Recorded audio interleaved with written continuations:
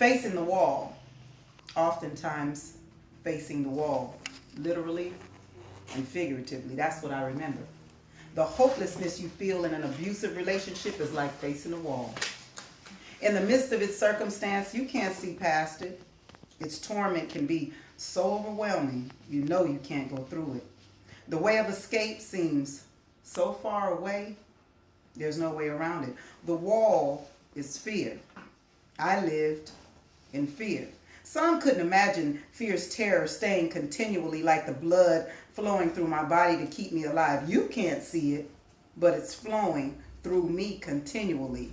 Imagine the terror of fear gripping your throat to cause a hard swallow, that rapid bounding heartbeat, the jittery nervousness, the mounting anxiety, the frozen caution that would feel like body aches, and paralyzed emotion flowing continually through you.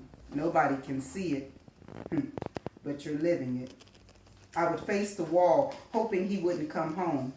I would face the wall when he was there, hoping he wouldn't touch me.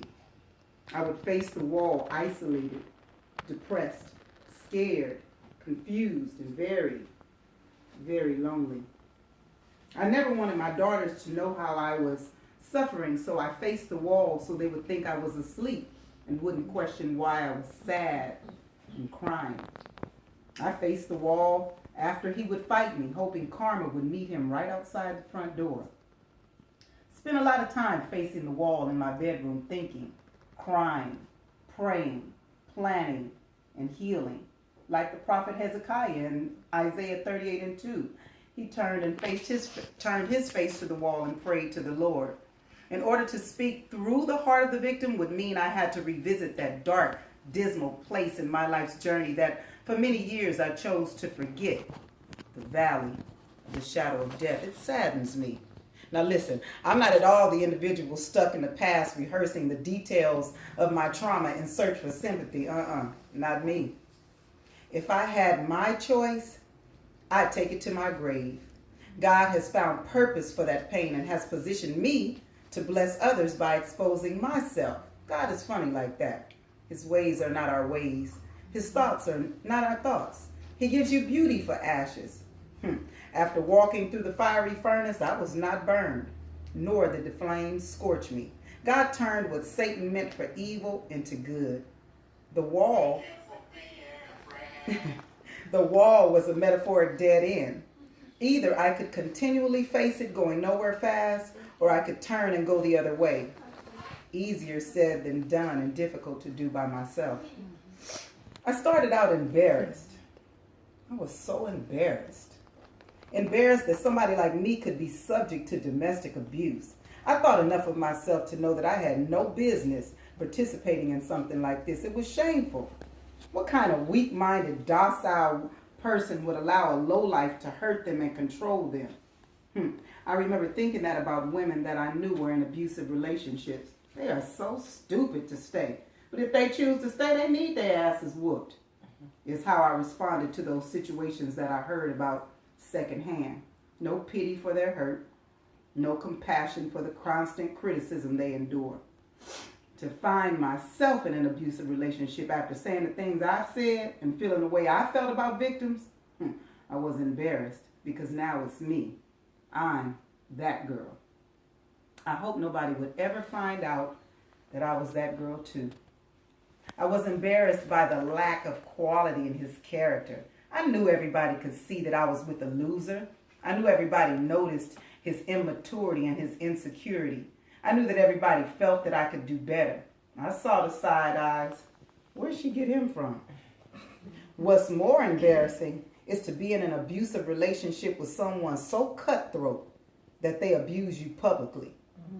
I heard that he abused other women publicly and found it amusing. Now I was his jest. I've been cursed out many times publicly, spit on, grabbed violently, shoved and thrown in the car with an audience.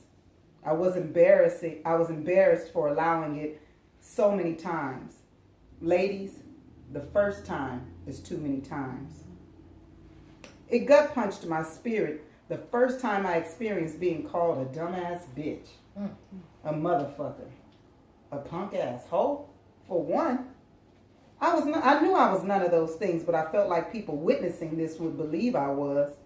I felt like a hoe being disciplined by her pimp. Low. I was embarrassed because I was raising daughters and my kids were around this. I was never sure if they heard it or not through the wall. Why was he talking to me like this? What did I do to deserve this? How could a man who says he loves me talk to me this way? Is this what he really thinks about me? How did I get here? I went to great extent to hide the remnants of the abuse, lying and making excuses, all to save face from the embarrassment. I hated it. I remember at some point, it happened so often, I wasn't even embarrassed anymore. I accommodated the depression with liquor and going out. I would drink on my way out and buy more drinks when I got there, but couldn't get drunk. Could never drown the sorrow. The drinks couldn't band-aid the hurt. Being inebriated was not the pacifier I wanted it to be.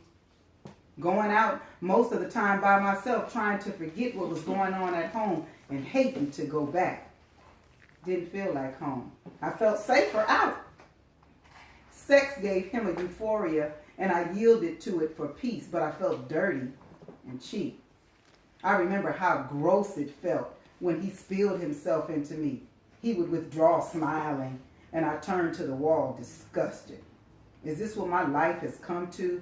A hateful man spilling his seed of hate into me in one instant and in the next beating me up? What was the difference between my life and a prostitute? We both offered our bodies for sacrifice. I hoped I wouldn't get HIV because I didn't protect myself knowing he slept with other women. Lots of other women. I didn't even defend my future by protecting my body and its vulnerability from a terminal disease. Sad. Nobody would ever believe I was going through this. How could they know? How could they not know? Can't they see it?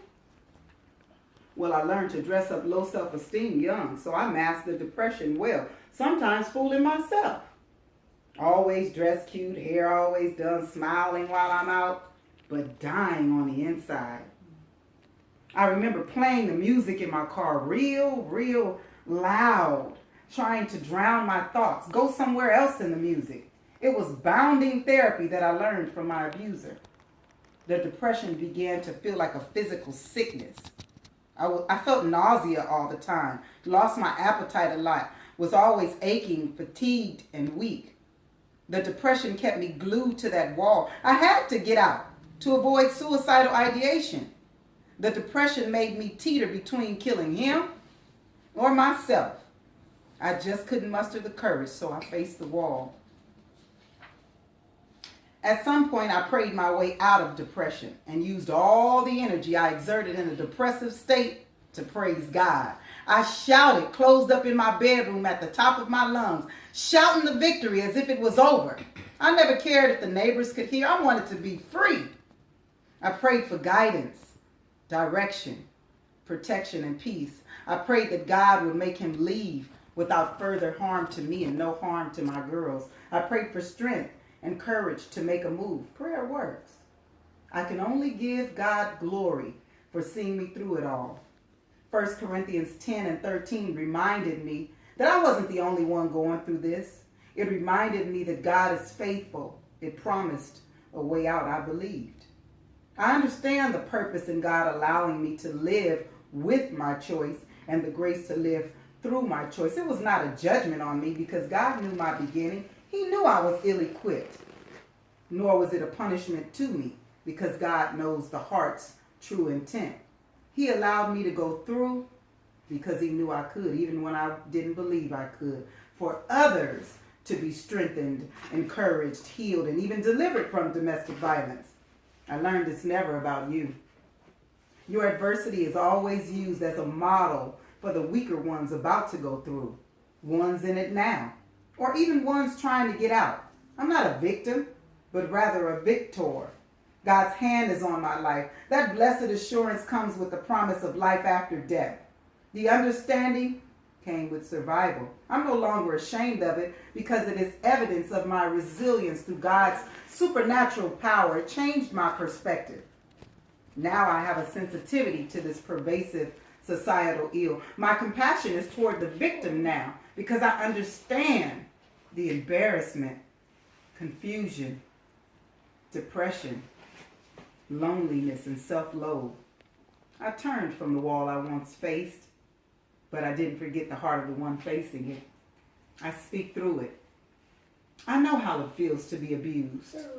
Just reading this is a reminder that you're not alone. Thank you.